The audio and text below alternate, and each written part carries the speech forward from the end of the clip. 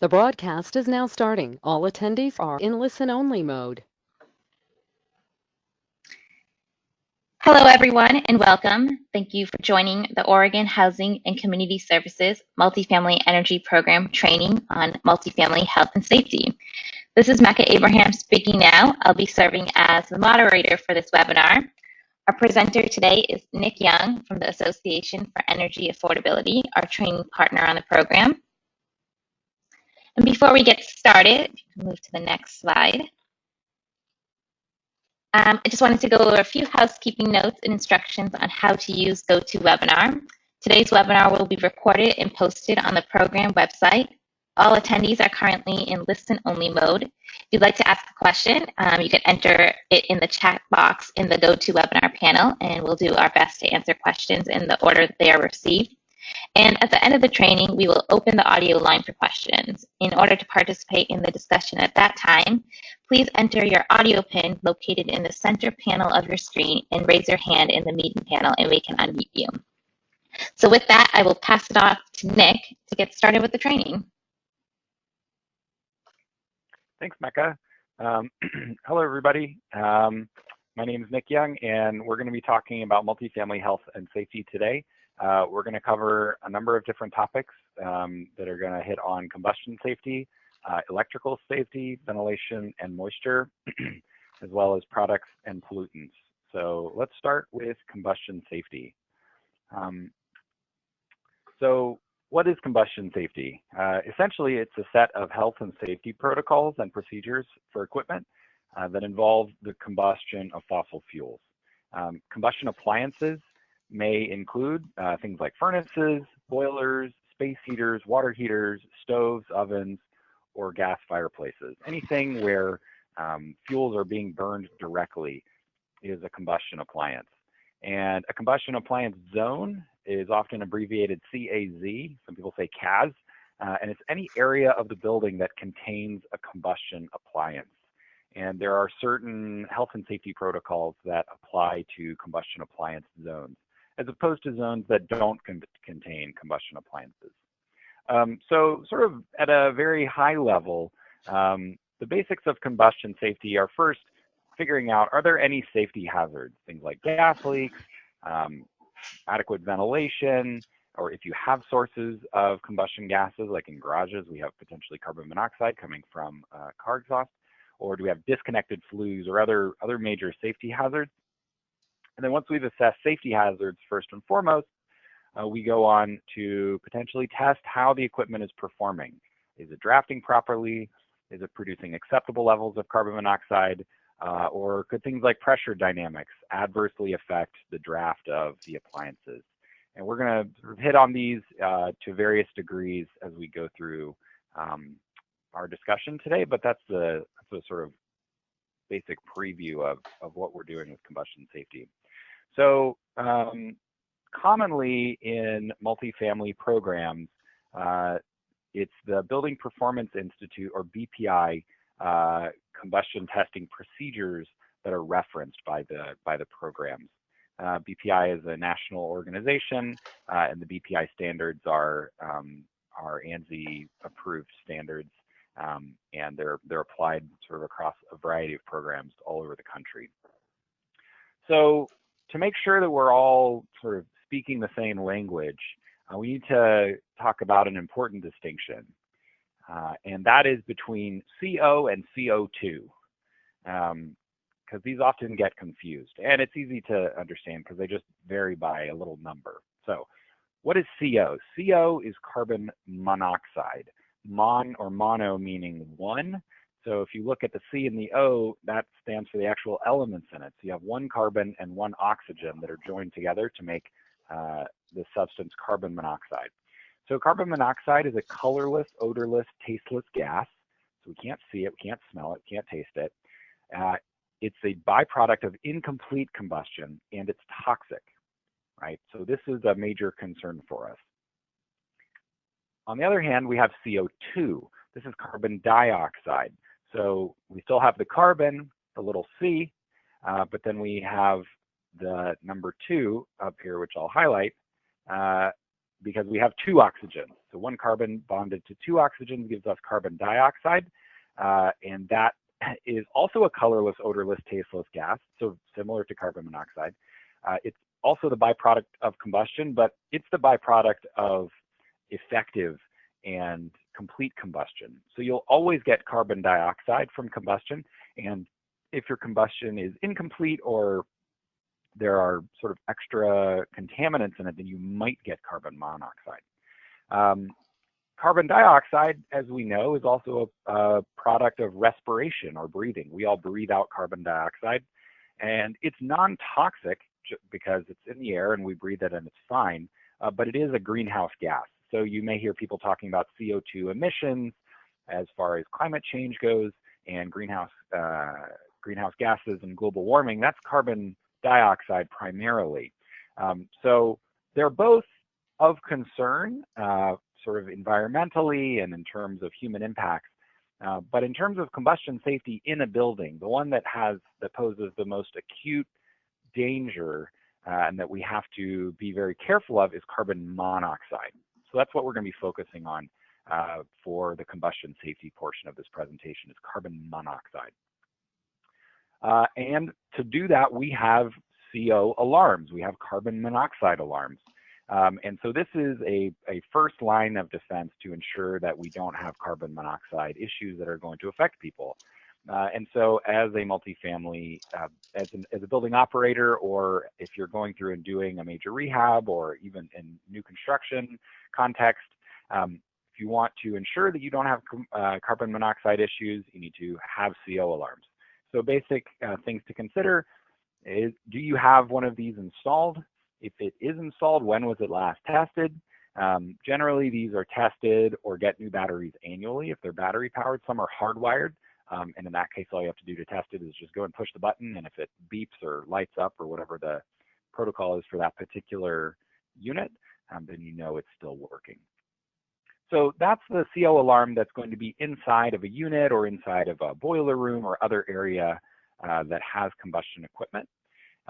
And when you're going through and doing this testing, and to be clear, we're not going to be able to sort of get into all of the weeds of what, for example, I would do if I'm going into a combustion appliance zone to do combustion safety testing.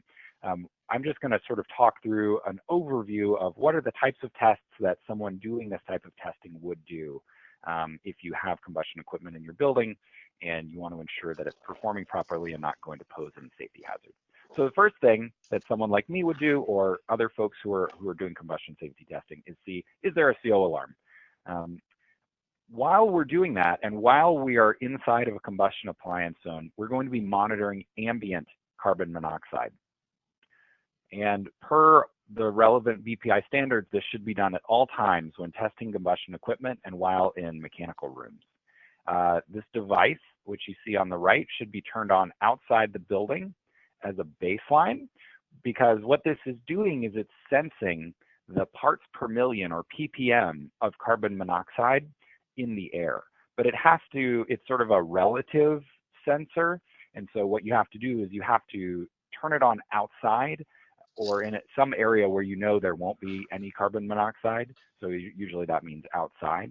And then give it time to sort of zero out or get a baseline outside, so that when you go inside, it'll be able to detect carbon monoxide and let you know if there's an issue. If you were to turn it on inside and there was carbon monoxide inside, it would sort of zero out. It'd be like stepping on a scale and then hitting the button to zero it out. It would zero out at like the level that it's at where you are. So you need to make sure and zero it out outside. And then if the alarm goes off, you need to leave the space. There are detailed protocols, again, about exactly what level you need to do what, and if it hits this number, you leave, and if it hits the number higher than that, you leave, and you tell other people to leave, and stuff like that. But the basic idea is that we need to be monitoring ambient CO, because that's really what can be dangerous to people. So we're monitoring ambient CO. We've checked to see if there is a CO alarm in the space. What we're then going to do is we'll do a visual flue inspection of the equipment and ask ourselves, is the flue properly connected? So if we look at these photos, let's start with the one on the left. I walk into a laundry room and there's a water heater in the corner. And I might be looking for a few different things, but the first thing I want to check for are any safety hazards. And I see a very clear safety hazard in this image. I see that we have the flue bonked over here and then just a big hole in the ceiling. So the flue gases are going to come up and out of the water heater, and probably some of them are going to dump out this way.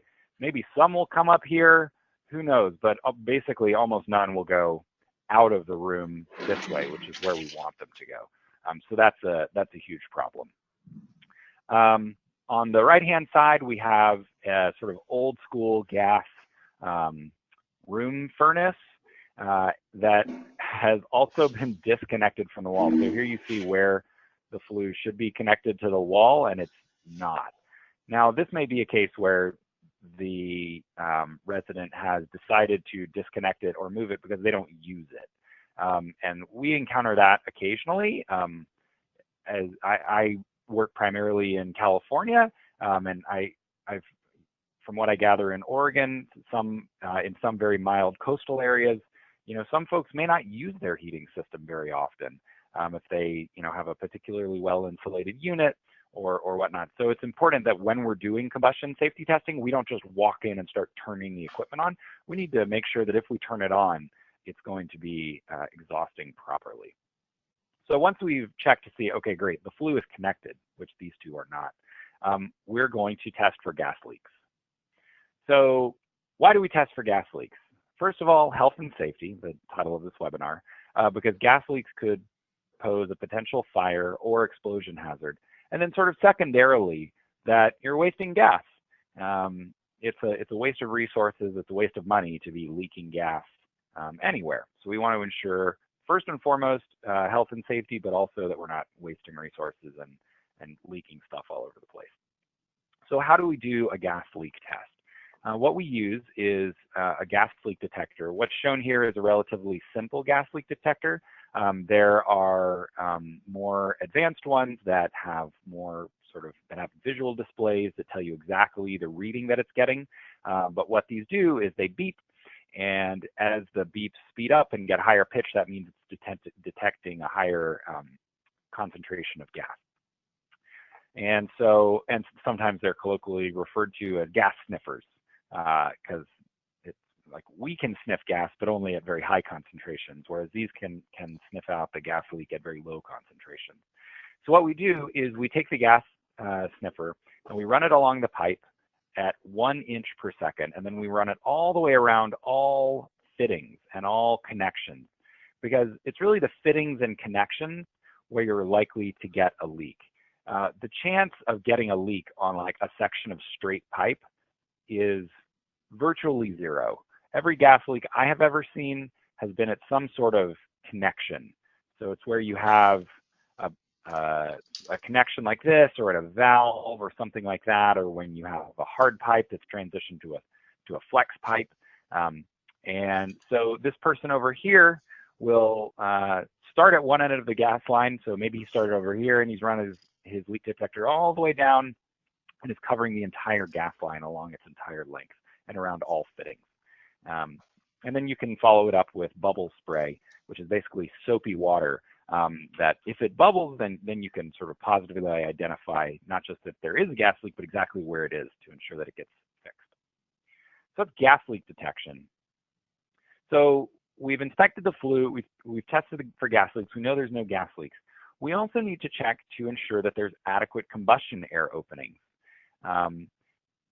Combustion air is needed for many combustion appliances, or for all combustion appliances, but some have combustion air that's ducted directly into them. They have ducts that connect, or perhaps PVC air inlets that connect air directly from the outside into the appliance. But a lot of, especially older combustion equipment, is what's called naturally ventilated. And so it's relying on pulling air from the room or the space that it's in order to complete the combustion and get the flue gases out of the building. And so if you have, let's say behind this door, you have a water heater closet, we need to ensure that when the door is closed, which it should be most of the time, air can still get into that room in order to provide the air for combustion in the water heater and then to help those flue gases get out. So when we're doing a combustion safety test, we document that our combustion air openings in terms of size and net free area, condition, and location meet code requirements. So net free area just means if you have an opening of, let's say, I don't know, 16 inches by 10 inches, the total amount of free airspace is not 16 inches times 10 inches. It's going to be something less than that based on what kind of obstruction you have. So this one is, we have sort of largish metal louvers, but a lot of times on the inside of this, you might actually have a very fine metal mesh, like leaf or bug screen to keep sort of junk from blowing into the boiler room or the water heater closet. And so you have to ensure that you're calculating your combustion air opening using the appropriate sort of reduction factor to account for the true net free area that you have.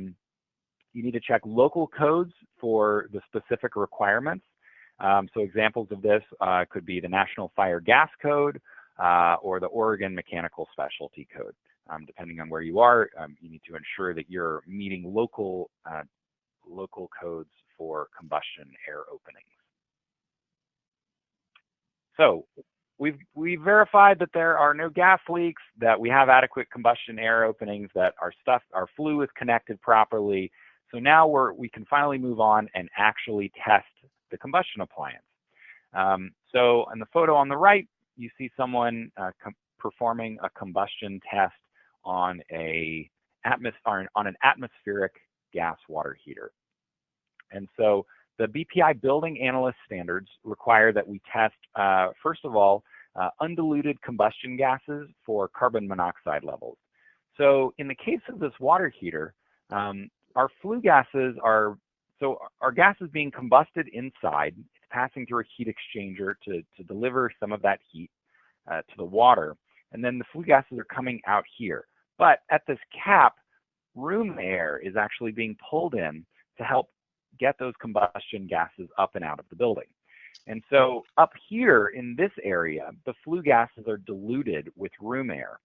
But we want to see how much carbon monoxide is actually in the undiluted flue gases. So to do that, you actually need to get, so she's, I think this might be a smoke pen that she's using to do a spillage test, but we can get to that later. But to actually test the undiluted flue gases for carbon monoxide, you actually need to get your probe of your combustion analyzer like down below the level of this cap, down in here, because this is before the flue gases have been diluted. Because remember, if we go back real quick, let me find that slide. Carbon monoxide, or CO, can be produced by incomplete combustion. So if we have a lot of carbon monoxide, or sort of unacceptable levels of carbon monoxide in our flue gases, that means that we have issues with combustion inside of our appliance. It's either dirty or there's some other problem. We want to have low to zero carbon monoxide. So we test that. We also test for spillage. Spillage means, so basically what we want is we want the flue gases to move up this flue, and then in here we get room air mixing in, and then all the flue gases and the room air all come out and leave the building. Spillage would be if the flue gases get to this point and then come out and into the space instead of going up and out the flue. And spillage can happen for a number of reasons. It could happen because of negative pressure in the space where the water heater is located. It could happen because the flue is cold. There could be like blockage or something in the flue that's making it hard for it to, basically the flue gases will take the path of least resistance. And so if it's easier for the flue gases to go this way than to go up and out, they're going to go this way because it's there and it's going to go where it can go. But we want to ensure that there's not spillage happening, or at least not after a certain period of time. There is a certain amount of spillage that's allowed, but it's only for the first 60 seconds of operation. And then it needs to be exhausting properly. For some types of combustion equipment, we'll also measure draft. Draft is the actual pressure inside of the flue, and it's measured a specified distance up and beyond where the flue gases are diluted. So if we were measuring draft for this water heater, what we'd have to do is actually drill a hole in the flue right here and insert a manometer to measure the pressure inside of the flue, and it needs to be negative, because you can imagine if there's negative pressure here, that's going to be sucking the flue gases up into the flue and out the building, which is what we want.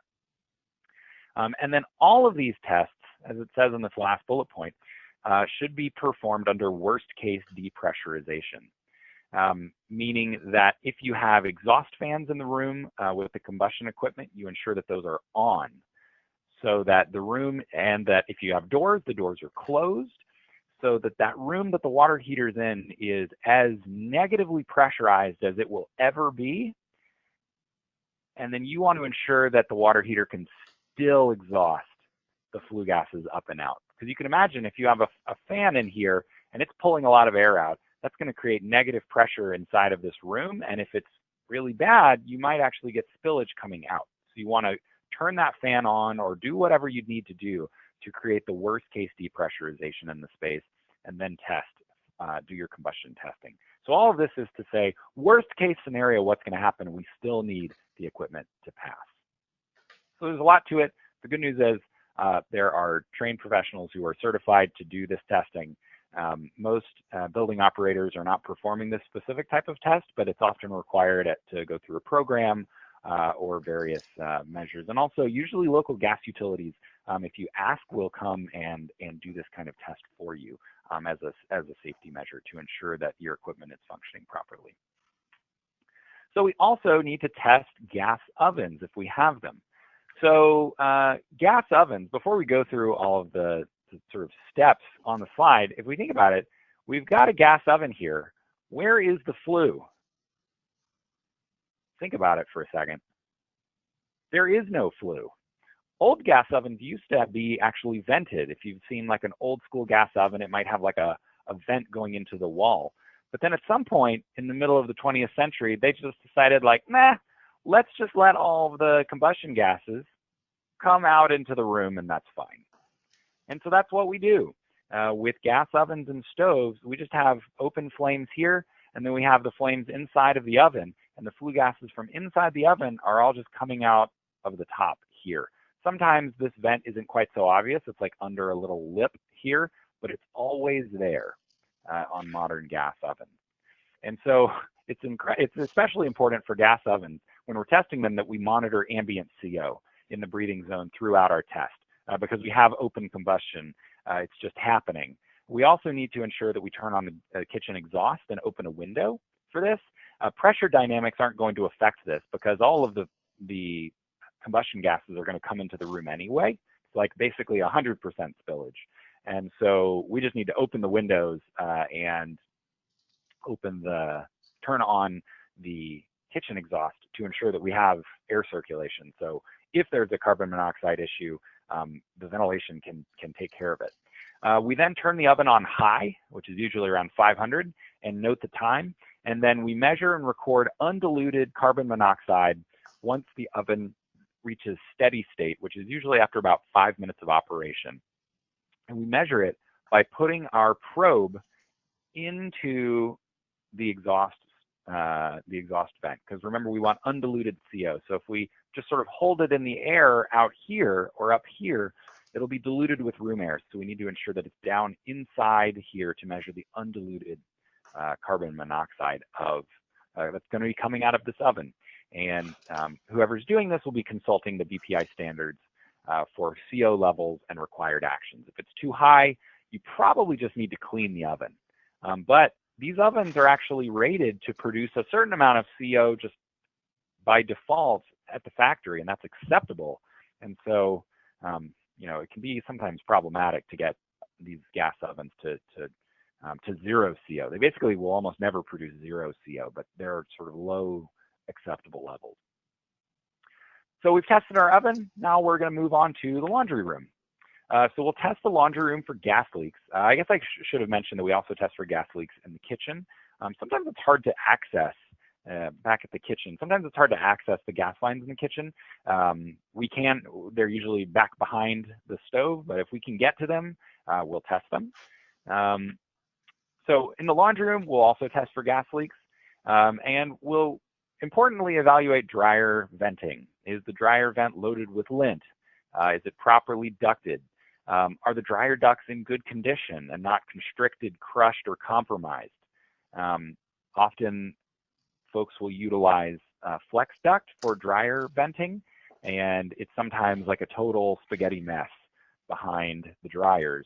But what we want is relatively smooth, not too many turns or crimps, definitely not anything that's been crushed or smashed or clogged. And this image you see on the right is actually the combined dryer exhaust duct for like a 7-dryer laundry room that we saw at a real building that we went to. And I don't know how they didn't have a fire, because the laundry exhaust certainly could not go out of the exhaust duct that they had provided for it. So I don't know where it was going. They cleaned this up and cleared it out and fixed it. But when we first showed up, it was clogged with lint for about 7 feet. So yeah, we want to avoid this when we can. So in general, to mitigate combustion safety hazards, the only surefire way to eliminate combustion. In new construction, we can build all electric. We can switch from gas to electricity in existing buildings. And the bonus when we eliminate combustion is that we usually lower our greenhouse gas emissions, particularly if renewable energy is available locally or through your utility or through other sort of community energy programs. Eliminating on-site combustion is a great way to lower our emissions, and it also eliminates these combustion safety hazards because we won't have combustion in our buildings. If we can do that, we need to ensure that we're testing combustion equipment on a regular basis. We need to ensure we have CO alarms that are installed and functioning. You should engage with your local gas utility to address any issues that come up. Maybe get your equipment tested periodically, and then ensure that you're educating residents. You know, a lot of folks really like or are very used to having gas equipment, particularly gas cooking. And so it's important that folks be educated about how to operate it properly, and we'll sort of get into in a second some of the other issues that can come up, particularly around cooking. So that's it for combustion safety. Are there any questions about combustion safety? Thanks, Nick. Yes, we have one question, but just before I take that, as a reminder, if you do have any questions, you can enter it into the questions box and we can answer it there. So the question that we got was, do CO alarms need to be installed as close to the combustion equipment for it to function properly? That's a great question. So you should check your local codes for exactly where the CO alarm needs to be installed. Typically, what we tend to see is CO alarms installed between the location of the combustion equipment and where people sleep, because it's really exposure over a long period of time to carbon monoxide, and it's that is dangerous to people. And so it's usually that there is some sort of source of carbon monoxide. People go to sleep, and then they don't smell it because it's so right. We can't perceive it, and then they get slowly poisoned in their sleep, essentially. And so we often see them like in hallways adjacent to bedrooms, sort of between the kitchen, which is usually where the combustion equipment is, and the bedrooms. Some jurisdictions require them to be in every bedroom. Some require them to be at a certain height. Others require them to be lower or higher, and some are less picky than others. You should really check with your local inspector. It's usually the fire department that will check for that and make sure that you're following local requirements. Great. Well, that's all the questions I see so far. All right, so next up, we'll talk about electrical safety. So we're not going to talk about every concept in electrical safety, but just hit on a few items that tend to come up in the context of energy efficiency and building performance and things like that. You could do a 6-week course on electrical safety. So we'll start with GFCI, and what do they do? This is a question that I had for a while, and then I finally got it answered a few years ago, and it made some sense to me. We've all seen these before. GFCI stands for ground fault circuit interrupters. Sometimes it's written GFI, so you could see GFI or GFCI. They're the same thing. And what they do is they prevent electrocution by sensing when the current is being grounded, as opposed to flowing from hot to neutral.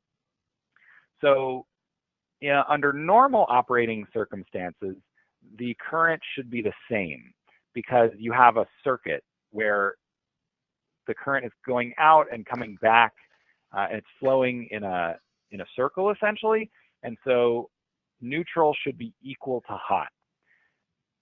When there is a difference in current sensed between hot and neutral, that means that it's grounded. So like a person or like an appliance connected to a person or connected to water or something is grounding the circuit. And so because there's a difference between neutral and hot, the GFCI will break the circuit. So these are really critical. They are required by electrical code in new buildings, in usually kitchens and bathrooms. And we need to ensure not just that we have them, but that they work. So GFCIs need to be tested. They should be tested as part of regular apartment inspections. And the way to do this is to plug in an appliance or a GFCI tester. And if you're using the tester, you press the test button, the GFCI should break the circuit and turn off the appliance. And if it doesn't, the GFCI needs to be repaired or replaced. So it's critical that these be tested regularly, because just seeing like, yep, we've got the outlet with the 2 little buttons on it, that doesn't guarantee that it's actually going to work. So they need to be tested. Some of them actually have a little light on them that indicates that they're working. But the surefire way to know that it's working is to test them regularly. And that ensures that they'll actually, if it gets grounded and there's someone has a danger of being electrocuted, it will cut the circuit. So that's GFCI.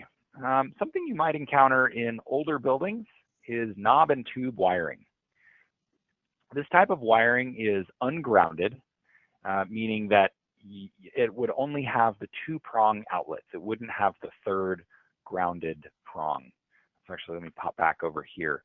So on an ungrounded circuit, you would just see these 2, and you wouldn't see the 3rd one. This is the ground. And so this type of wiring is susceptible to overheating, particularly if it's covered. It was designed to be in open spaces like you see in this photo, sort of in open walls. I mean, not the wall can be closed, but it's not designed to be sort of covered on all sides by insulation.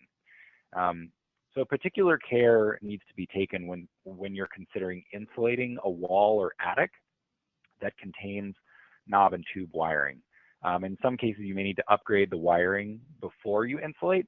And anytime you see knob and tube wiring and you're thinking of doing something in that space or have questions about it, you should consult a licensed electrical contractor. That's really critical. Electricity and electrical systems are not something to be messed around with by folks who are not trained and qualified to do so.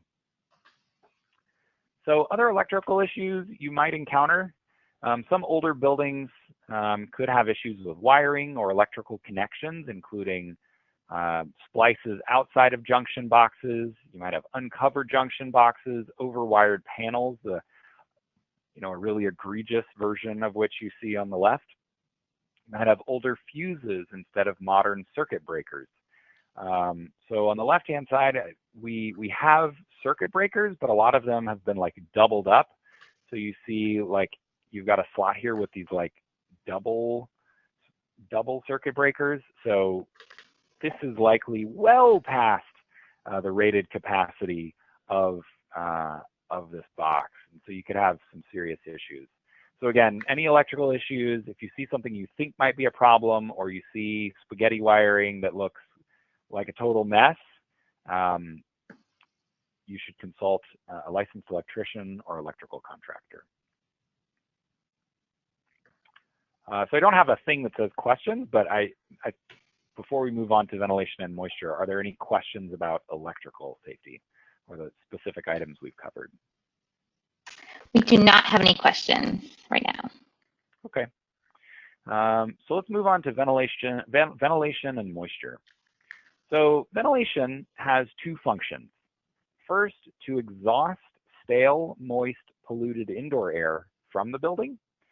And then secondly, to supply fresh, clean, and sometimes filtered outside air to the building.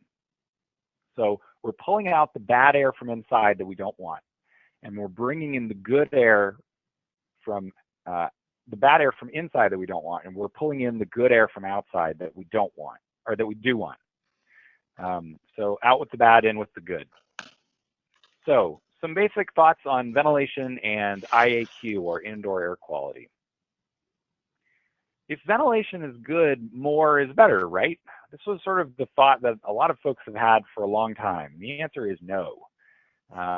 Ventilation is really a Goldilocks proposition. You don't want too little, but you also don't want too much. It needs to be just right. So our flow rates should be sufficient to deliver adequate air exchange, but not too high.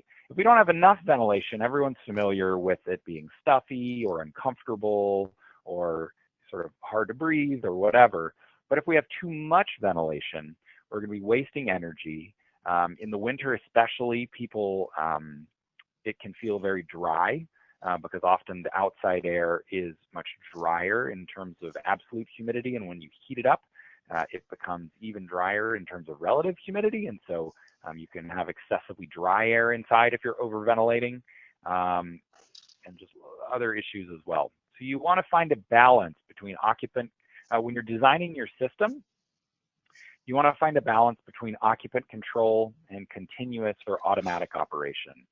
So for this one, it's great to have controls that the occupant in a multifamily building can operate. But if you have a system that an occupant can turn off altogether and choose to never operate, you may, particularly in an apartment, end up with moisture damage inside of a unit if the occupant just, for whatever reason, decides they don't want to, or they don't know how to operate their ventilation system. And so, at the same time, giving the occupant control is beneficial because sometimes they need more ventilation and they want to be able to turn it on, or sometimes they want less, or so striking a balance, particularly in new buildings when we're designing our ventilation system, between occupant control and giving them control, but then also sort of making it occupant proof and ensuring that there will be some nominal amount of ventilation that will sort of always operate, regardless of whether people remember to operate it or choose to operate it. When we have air filters, we want to ensure that they are MERV 8 or MERV 13, charcoal filters on range hoods for removing grease, and all of these filters need to be changed per manufacturer's recommendation. It can also vary depending on where the building is located. If we have a building with a MERV 13 filter, so fairly pretty high level of filtration, and the building is located directly adjacent to an interstate, you're gonna have to change those filters a lot. If you have MERV 8 filters and you're located in the middle of somewhere with great air quality, you won't have to change them nearly as often. So it's gonna vary from building to building and system to system, but to ensure that our filters work and that we have good air quality, we need to change our filters regularly. So that's kind of it for ventilation. In terms of health and safety, ventilation is about ensuring good air quality, because good air quality helps improve health outcomes in residents. Are there any questions about ventilation before we move on to the next topic? Yes, we have one question. It says, an issue we run into with some of our older properties is that tenants do not turn on the exhaust fans in the bathroom, which has led to mold issues. We don't have the resources currently to upgrade to automatic fans. Do you have any advice on how to address this? We try to talk with tenants before they move in and remind them to use the fans. Yeah, that's a great question, and very common issue. And this kind of gets back to the idea of finding a balance between occupant control and continuous or automatic operation. I would say if you don't have the funds to upgrade your entire portfolio or the entire property to automatic operating fans, see if you can find the funds to at least upgrade units when they turn over, or alternately look at, how much are we spending money on, mitigating or remediating moisture damage in these units, and could we eliminate that budget item by spending a little bit of money up front, or seeing if we can find some funding for either through this program or another program to install bath fans that are going to operate on a continuous basis. So, and then we don't have to spend that other money on repairing things that get damaged or dealing with moisture issues.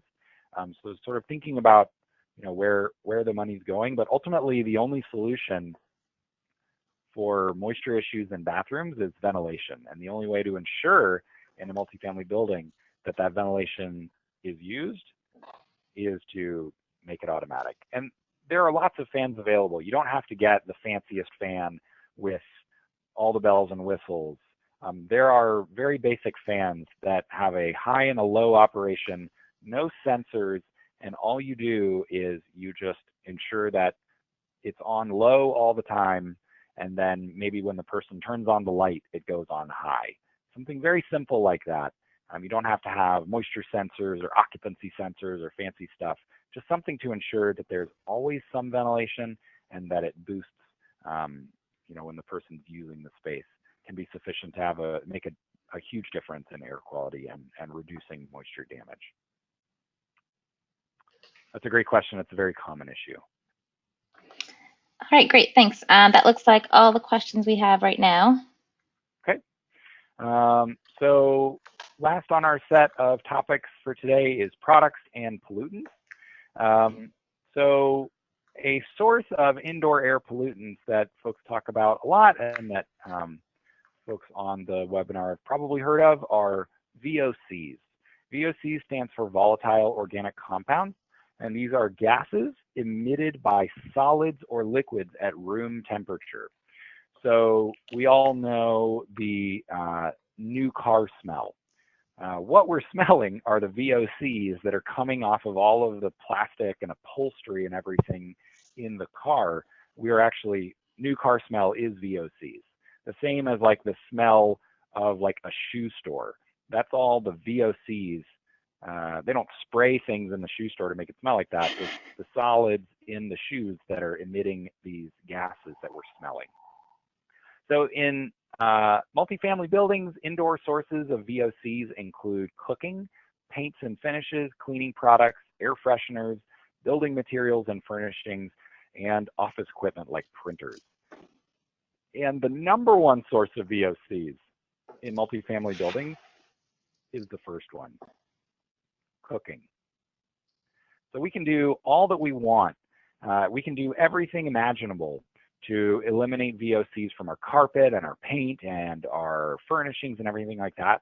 But if we don't do a good job of providing adequate kitchen ventilation, either on a continuous basis or intermittent basis, then there are going to be VOCs from cooking in that residence.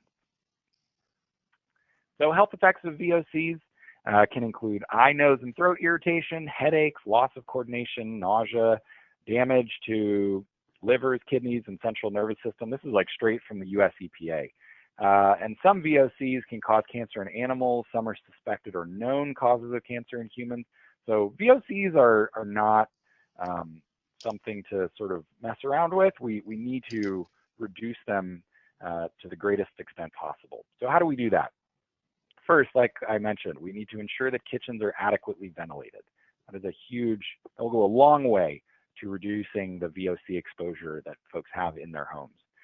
We then can select products with third-party verified low VOC or zero VOC labels, and it's critical that they're third-party verified.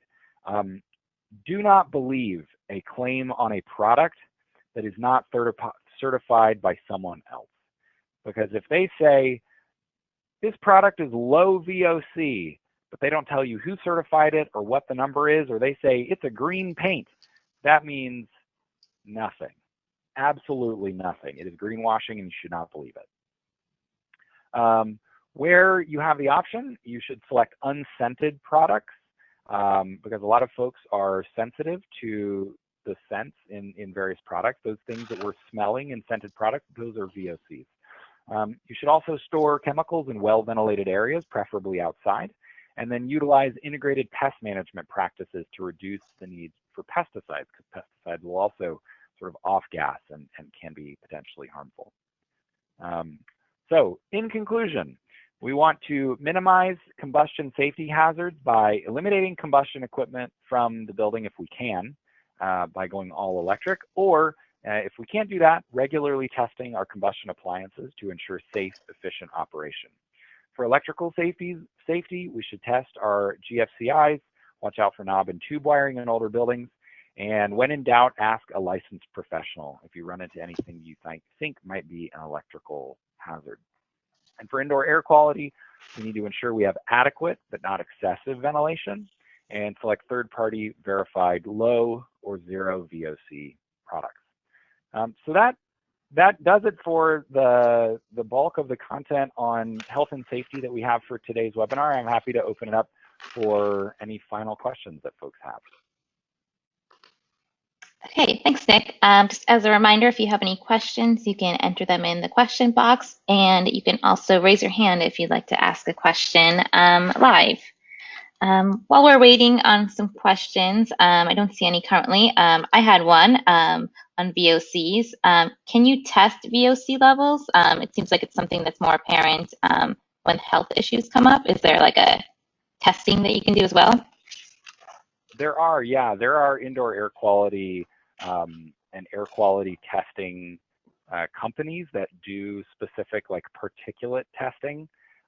Folks may have heard of like PM 2.5, which is a specific size of particle that is filtered out by certain types of filters, but not others. And that's a particular sort of type of VOC measurement that there are tests available that can be done.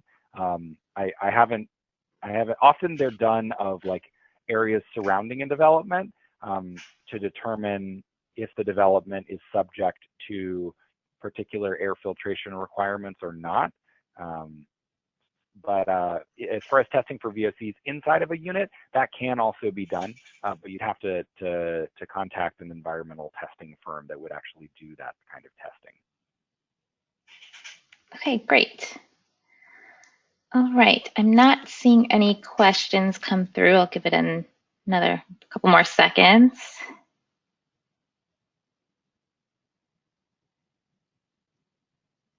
All right, well, not seeing any questions. I think we can conclude the training at that. Thank you, Nick, so much for this really informative presentation.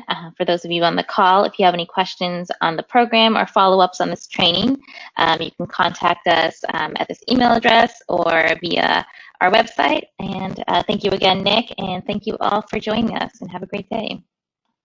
Yeah, thanks everybody. Thanks, Mecca.